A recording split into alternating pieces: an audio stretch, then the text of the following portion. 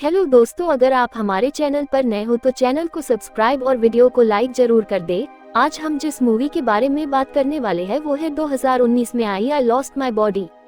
यह मूवी 2019 की best animation movie में से एक है और साथ ही ये मूवी एक नॉवल पर भी बेस्ड है। खैर, मूवी शुरू होती है और हम नौफल नाम के एक लड़के को देखते हैं। इस सीन में उसका एक्सीडेंट हुआ होता है जिससे उसका एक हाथ कट जाता है और साथ ही उसके कटे हुए हाथ में से काफी खून भी बह रहा था। तभी वहाँ एक आदमी उसकी हेल्प के लिए आता है और सीन यहाँ से कुछ साल पहले यानी नौफल के बचपन पर शिफ्ट होता है, जिसमें हम देखते हैं कि नौफल टेप रिकॉर्डर में मक्खियों की आवाज को रिकॉर्ड कर रहा है। यहाँ वो अपने डैड से मक्खियों को पकड़ने के बारे में पूछने लगता है, जिस पर उसके डैड बताते हैं कि मक्खियों को पकड़ना इतना आसान नहीं है। जब वो शांत बैठी होती है और कोई मूवमेंट न करे तभी उन्हें पकड़ना चाहिए। अब अपने डैड की ये बातें सुनकर वो कई बार मक्खी पकड़ने की कोशिश करता है लेकिन नहीं पकड़ पाता। आगे हमें प्रेजेंट का सीन दिखाया जाता है और हम हॉस्पिटल में एक लैब देखते हैं जहां पर नौफल के कटे हुए हाथ को रखा गया था। तभी अचानक वो हाथ अपनी थैली से निकलकर बाहर जाने लगता है। इसी बीच सामान गिरने की आवाज से वहां एक आदमी आ जाता है, जिसे देखकर नौफल का हाथ उससे छिपने लगता है। वो आदमी सामान को चेक करने लगता है और तभी वो हाथ मौका पाकर खिड़की के रास्ते से बाहर आ जाता है। अब वो हाथ बाहर आकर उदास होने लगता है क्योंकि वो अपने बाकी के शरीर से अलग हो गया था। इसके बाद वो हाथ अपने सामने वाले डिश एंटीना को पकड़ने की कोशिश करता है लेकिन वो उसे नहीं पकड़ पाता और सीधे एक कबूतर के घोंसले में जा गिरता है। उस घोंसले में बैठा कबूतर उस हाथ को वहां से अलग करने लगता है और उसे नीचे गिराने की कोशिश करता है, लेकिन तभी वो हाथ कबूतर की गर्दन को पकड़ लेता है। अब ऐसा होने की वजह से कबूतर तेजी से फड़फड़ाने लगता है और उसके फड़फड़ाने की वजह से कबूतर की गर्दन टूट जाती है, जिससे वो वहीं पर मारा जाता है। अब आगे वो हाथ सीधे एक कचरे एक डिब्बे में जा गिरता है और इसी के साथ अगले सीन में हमें नौफल के बचपन का टाइम दिखाया जाता है, जिसमें उसकी मॉम उसे पियानो बजाना सिखा रही थी।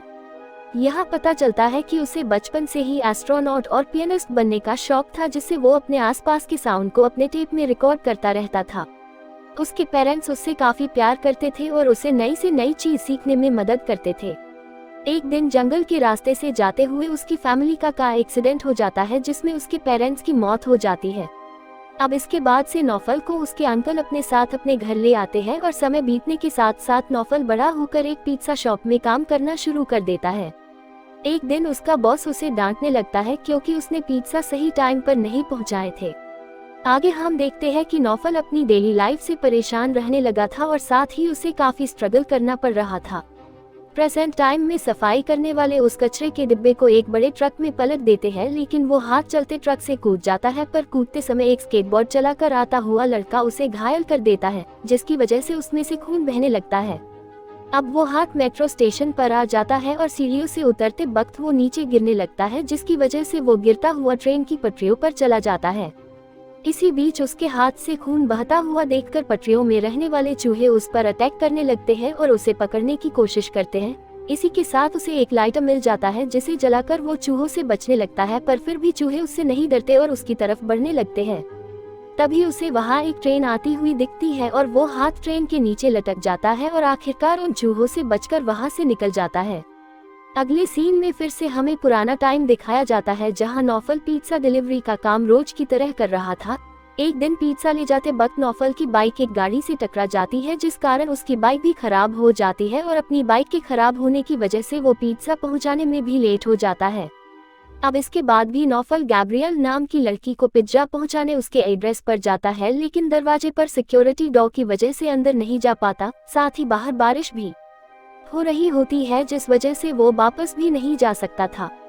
इसके बाद गैब्रियल नौफल से वहां पर लगे स्पीकर के जरिए बात करती है और बातों ही बातों में नौफल उसकी तरफ अट्रैक्ट होने लगता है।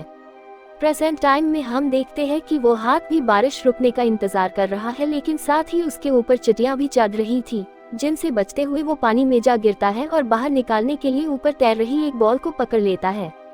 लेकिन उसकी परेशानियां अभी भी खत्म नहीं होती। वहाँ एक कुत्ता आकर उस बॉल के साथ साथ उस हाथ को भी अपने मुंह में रखकर अपने साथ ले जाता है। आगे हम देखते हैं कि उस कुत्ते का मालिक अंधा होता है, जिस वजह से वो हाथ उसके साथ साथ उसके घर तक आ जाता है। पास्ट वाले सीन में नौफल अगले दिन मेट्रो में एक लड़की को देखता है और उसका पीछा करते हुए उसके पीछे एक घर तक पहुंच जाता है, जहां हम देखते हैं कि उसी लड़की का नाम गैब्रियल है, जो कि अपने रिलेटिव जीजी को दवाई देने आई थी। यहाँ जीजी नौफल को देखकर उससे पूछता है तुम ये क्या करने आए हो, जिस पर नौफल खिड़की पर लगी एक एड अप्रेंटिस के बारे में बताने लगता है, यानी कि मैं एक जॉब के सिलसिले में आया हूँ। शुरू में तो जीजी उसे उस जॉब के लिए मना कर देता है, लेकिन जब जीजी को पता चलता है कि वो एक अनाथ है और उसके पेरेंट्स कार एक्सीडेंट में मारे गए, वो इमोशनल होता हुआ नौफल को अपने साथ काम पर रख लेता है। प्रेजेंट टाइम में वो अंधा आदमी घर पर पियानो बजाने लगता है, जिसे देखकर उस हाथ को अपना पुराना टाइम याद आने लगता है और वो हाथ उस आदमी के पास जाकर बैठ जाता है।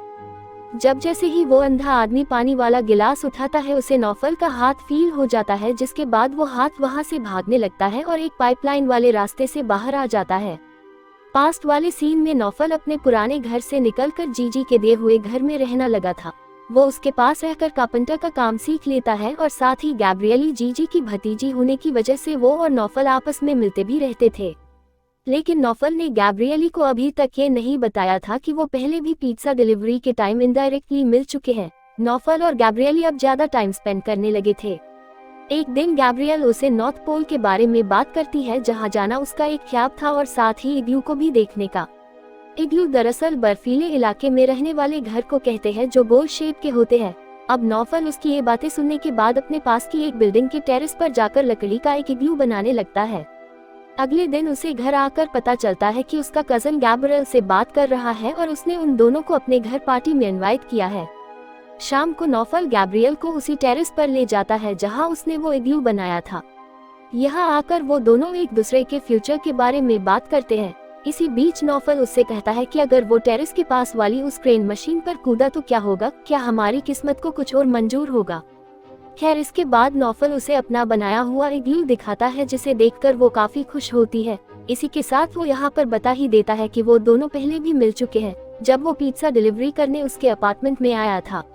अब उसकी ये बातें सुनकर गैब्रिएल को ये लगने लगता है कि उसने जीजी का फायदा उठाया है सिर्फ उसको पाने के लिए, जिसकी वजह से वो गुस्से में यहाँ से चली जाती है।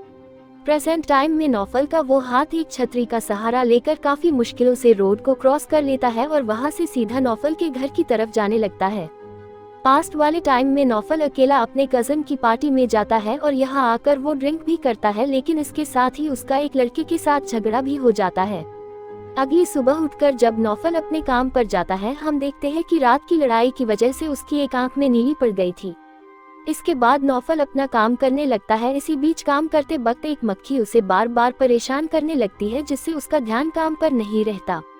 इधर प्रेजेंट में वो हाथ नौफल के काम करने वाली जगह पर पहुंच जाता है और अपने एक्सीडेंट के बारे में सोचने लगता है, जहां हम देखते हैं कि नौफल उस मक्खी से परेशान होकर कमरे में घूम रहा है। इसी बीच उस मक्खी की वजह से उसकी घड़ी लड़कियां काटने वाली मशीन के ब्लेड में फंस जाती है और उसे निकालने के चक्कर में उसका एक हाथ ही कट जाता है। और ये वही सीन होता है जो मूवी के शुरू में दिखाया गया था। प्रेजेंट टाइम में वो हाथ नौफल के पास आ जाता है, जहां वो सो रहा होता है। वो हाथ खुद को अपनी बॉडी से जोड़ने की कोशिश करता है, लेकिन वो ऐसा नहीं कर सकता था। अचानक नौफल की आंख खुल जाती है और उसे जगता हुआ देख वो हाथ बेड के नीचे छिप जाता है और खुद के लिए सैड फील करने लगता है। इसके बाद नौफल अपने बचपन का टैप रिकॉर्डर निकालता है और अपने बचपन की ऑडियो क्लिप सुनने लगता है, जिन्हें वो अक्सर रिकॉर्ड करता रहता था। इसी बीच हमें उस टाइम का सीन दिखाया जाता है जब वो अपने पेरेंट्स के साथ जंगल को पार कर रहा था। यहाँ नौफल बैठा हुआ कार से बाहर के साउंड वाले रिकॉर्ड करने लगता है, लेकिन उसके डैड उसे ऐसा करने से मना करते हैं, जिससे उनका ध्यान ड्राइविंग से हट जाता है और अचानक उनकी कार के आगे एक एनिमल आ जाता है, जिससे टकराकर उनकी कार का एक्सीडेंट हो जाता है। प्रेजेंट टाइम में अगले दिन नौफल अपने हाथ की पट्टी छूटाने लगता है, तभी उससे वहाँ मिलने गैब्रिएली आती है, लेकिन नौफल अपने कमरे में नहीं होता।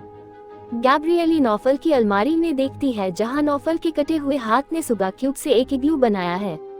इसे देखकर गैब्रिएली जल्दी से टेरेस पर जाकर नौफल को ढूंढने लगती है। वो उसे इग्लू के अंदर भी देखती है, लेकिन वो उसे नहीं मिलता। इसी बीच ट्रेन के पास गैब्रिएली को नौफल का टैप रिकॉर्डर दिखाई देता है, जिसमें उसे एक नई रिकॉर्डिंग मिलती है। उस रिकॉर्डिंग को सुनने के बाद गैब्रिएली को पता चलता है कि नौफल वहां से ट्रेन पर कूद चुका है और साथ ही वो अभी भी ठीक है, जैसा कि उसने पहले उससे कहा था। दूसरे सीन में हम देखते हैं कि ट्रेन पर कूदने के बाद नौफल वहीं लेट जाता है और शहर की तरफ देखते हुए अकेले ही मुस्कुराने लगता है। इधर हम उसके कटे हुए हाथ को देखते हैं, जो अपने बचपन के उस सीन को याद कर रहा था जब नौफल ने पहली बार बर्फ में एंजॉय किया था। अब गैब्रिएली भी नौफल की इस हरकत पर स्माइल करती है और इसी सीन के साथ यह मूवी यहीं पर एंड हो जाती है।